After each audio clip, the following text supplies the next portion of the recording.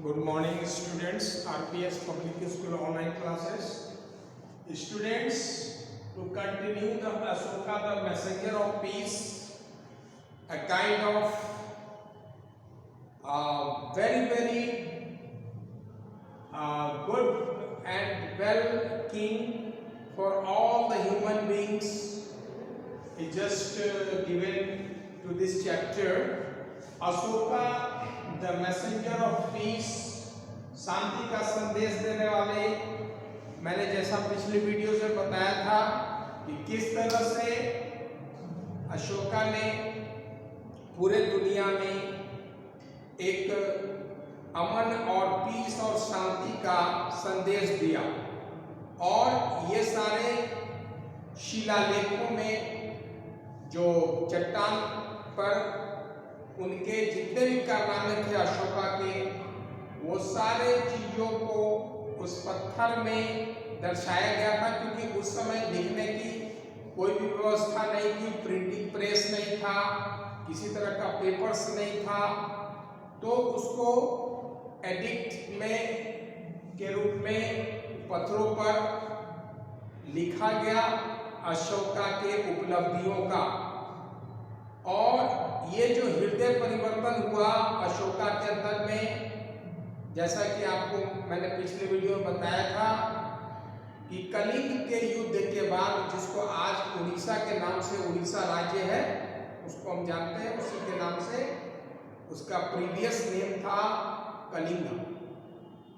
उस कलिंगा वार में जब अशोका ने चारों तरफ तबाहियां देखी, लोग परेशान देखे और चारों तरफ रक्तपात हुआ, बहुत लोगों का उसमें विनाश हुआ, लोगों की जानें गई, खूनों की नदियां बही, जिसको देखकर अशोका के हृदय में परिवर्तन हो गया। ये विश्व का एकमात्र ऐसा राजा था जिसके हृदय में ये परिवर्तन हुआ। नहीं तो बहुत सारे राजाओं ने बहुत सारे राज्यों को जीता और कितने लोग मारे गए, लेकिन उसका हृदय परिवर्तन नहीं हुआ।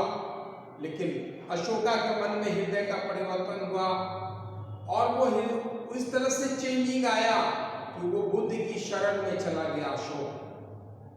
तो इतना बड़ा ये इस राज्य, इसके जैसा मौर्य राजाओं में कोई नहीं मिलेगा आज तक की हिस्ट्री में, जिसने पूरे युद्ध को ही छोड़ दिया और बुद्धम शरणम गच्छामि में चला गया।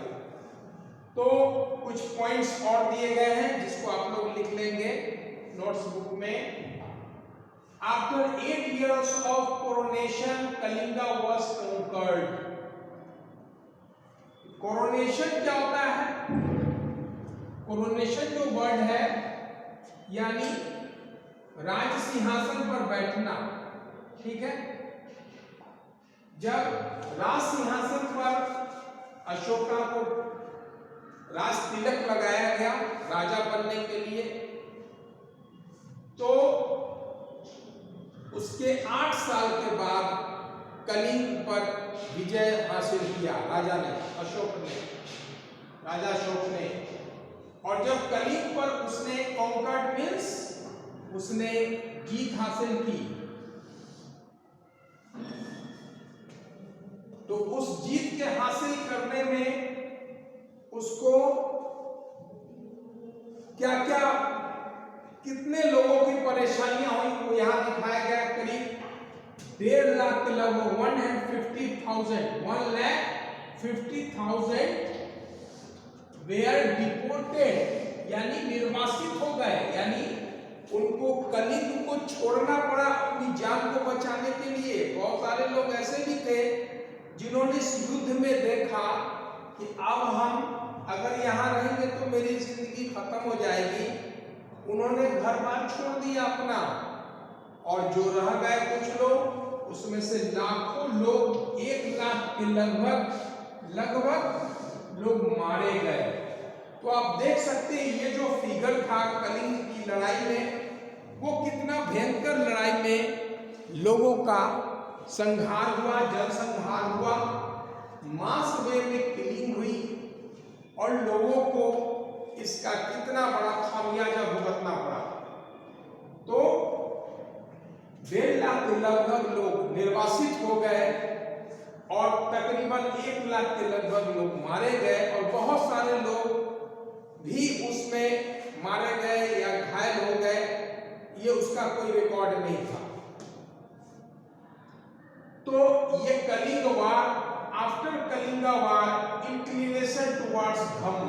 अब इतने सारे इसका जो युद्ध का जो विभीषिका देखा राजा ने, अशोका ने, कि इतने सारे लोगों को मैंने बुरी तरह से प्रभावित किया, तो उसमें बहुत सारे ऐसे भी लोग थे जो उसने अपने बारे में लिखा। शिलालेख में अशोका ने अपने बारे में लिखा कि ऐसे ऐसे जो बोनाफाइड पर्सन थे, बहुत स्कॉलर थे, जो बच गए भी लोग थे, उन्होंने उस विभीषिका को देखकर वो सिहर गए। वो लोग जो बच गए इसमें, उनके ऊपर भी बहुत बुरा मानसिक प्रभाव पड़ा। कलिंग युद्ध के बाद तब अशोक के मन में जो शांति का संदेश आया, बुद्धम शरणम गच्छामि, उसमें धम्म की तरफ झुकाव हुआ। धम्म का मतलब क्या होता है आप समझ लीजिए। धम्म शब्द का मतलब होता है धर्म। धम्म एक प्रकृत लैंग्वेज का वर्ड है। क्या है? प्रकृत लैंग्वेज, प्रकृत भाषा थी, उसमें चलती थी, उसका ये लैंग्वेज है धम्म, और उसका मीनिंग होता है धर्म, यानी रिलीजन। धर्म से जुड़ते हैं, जैसे कोई कार्य करते हैं तो धर्म के अंतर्गत करते हैं अपने धर्म, यानी उसमें अच्छाइयाँ होती है, हम अच्छे कदम उठाते हैं, तो धम्म का मतलब धर्म से है। तो अशोक का जो झुकाव हुआ वो धर्म की तरफ हुआ, और इसमें बहुत सारी बातें कही गई कि हमें दूसरे धर्मों का रिस्पेक्ट करना है, आदर करना है। अपने धर्म में हमें ये नहीं सिखाता कि हमें किसी के रिलीजन को हम बायकॉट करें या उसको डिसफिगर करें या उसको बदनाम करें। ऐसा हमारी मंशा नहीं होनी चाहिए। इसीलिए कि किसी भी मजहब धर्म में ये नहीं सिखाया जाता कि हम किसी के धर्म को उसको रिस्पेक्ट न दें। इवन दोस, उसी में ये अशोका के वर्ड्स थे। क्या कहा अशोका ने? लिखा शिलालेख में, एडिक्ट में, even those who do wrong, यहां तक कि अगर कोई भी इंसान गलत करता है, who do wrong should be forgiven, यानी उसे दिया जाना चाहिए, मतलब माफ कर देना चाहिए। वेयर फॉरगिवनेस इज पॉसिबल, यहां पर क्षमा अगर संभव हो तो हमें उस व्यक्ति को क्षमा कर देना चाहिए। यानी इस शब्द का, इस सेंटेंस का मीनिंग ये हुआ कि कोई भी व्यक्ति अगर गलती करता है, क्योंकि इंसान है तो गलतियां होती ही हैं, और जब किसी के साथ कोई गलती करता है तो हमें गुस्सा आता है, हमें उसको रिटेलिएशन में आ जाते हैं, यानी हम उससे बदला लेने की स्थिति में आ जाते हैं, जो सही नहीं है। तो हमें जो भी इंसान गलती भी करता है तो हमें उसे क्षमा कर देना चाहिए। ये हमारी टेंडेंसी होनी चाहिए। ये हमारे में ये बड़प्पन होगा कि अगर कोई गलती करता है तो हमें उसको गलती की सजा नहीं देनी है, हमें उसे माफ कर देना है। और यही सबसे बड़ी इंसानियत थी। अशोका ने इस बात का संदेश दुनिया को दिया कि हमें किसी से लड़ना नहीं है, झगड़ना नहीं है। अगर हमारे डिफरेंसेस होते हैं तो इसका ये नहीं मतलब है हम उसका बदला लें या उस पर हम अत्याचार करें, हमें उसको क्षमा कर देनी चाहिए। अगला पॉइंट होता है, तो इस तरह से कलिंग युद्ध के बाद दो लक्ष्य हो गए, इस राजा के 2 लक्ष्य हो गए जीवन में। जब वो बुद्ध की शरण में अशोका गया, उसकी 2 लक्ष्य हो गए। कौन कौन से लक्ष्य थे? यहाँ देखिए आप लोग, गिव अप वॉर यानी युद्ध को छोड़ो। ये संदेश दुनिया को दिया कि युद्ध को छोड़ो, हमें युद्ध नहीं करना है किसी के साथ, ठीक है?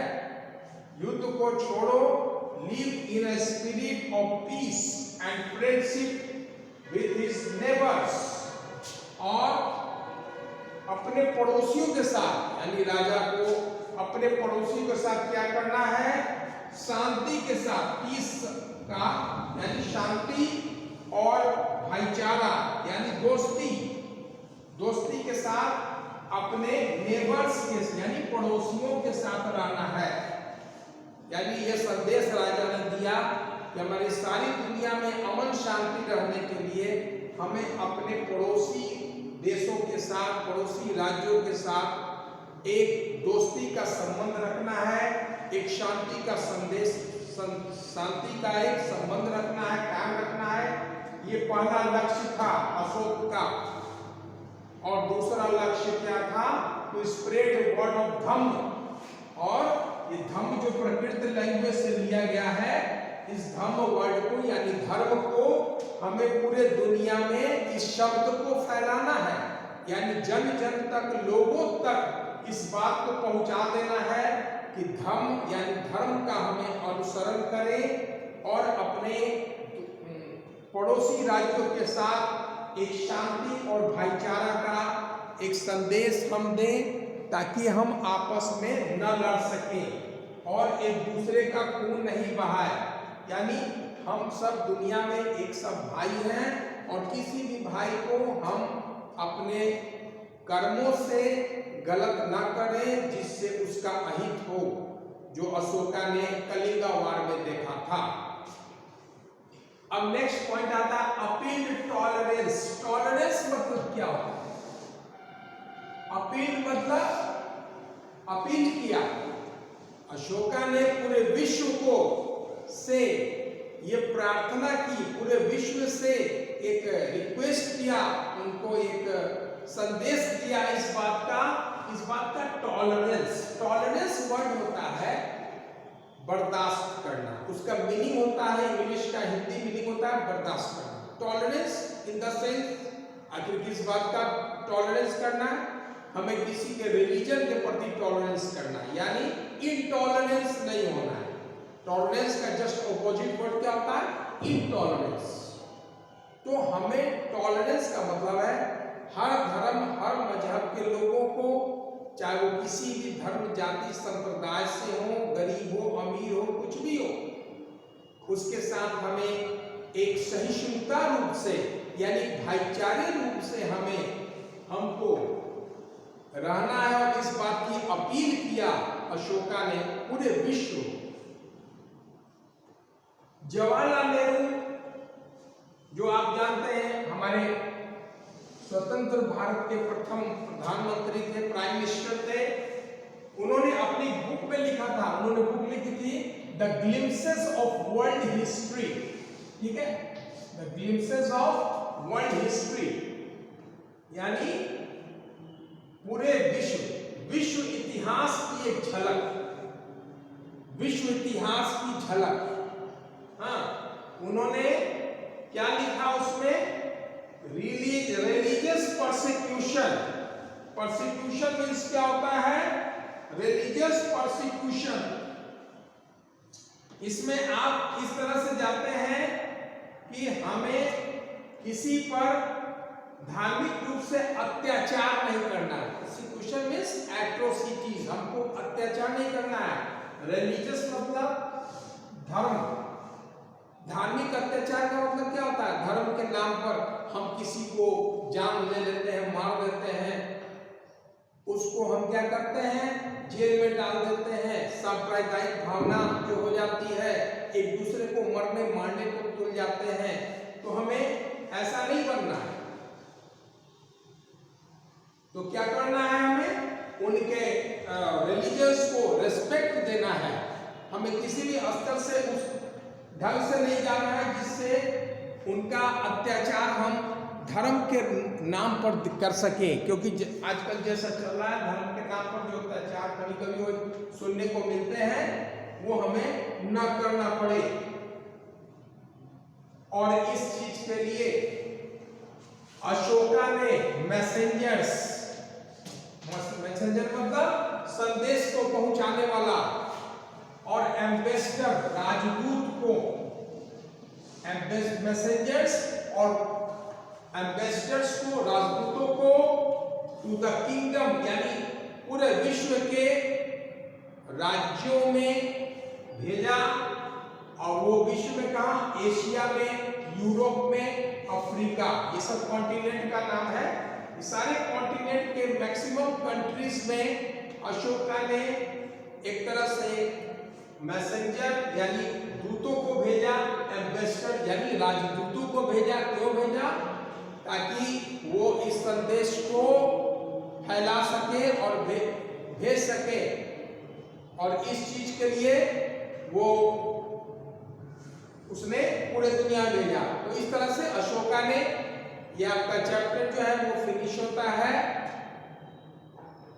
अगले चैप्टर में हम लोग फिर एक नए चैप्टर के साथ अगले वीडियोस में आएंगे। तब तक आप क्या करेंगे?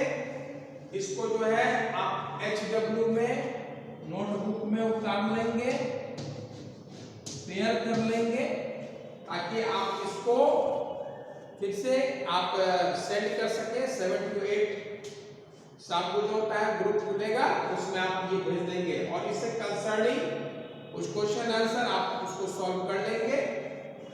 फिर नेक्स्ट वीडियो में हम फिर मिलेंगे एक नए चैप्टर, और एक चैप्टर तो आपका वही हो चुका है, रिवीजन हो रहा है, a kind of revision. I will come with in your new videos and you will get familiar this. Thanks. We shall meet in next video. Okay.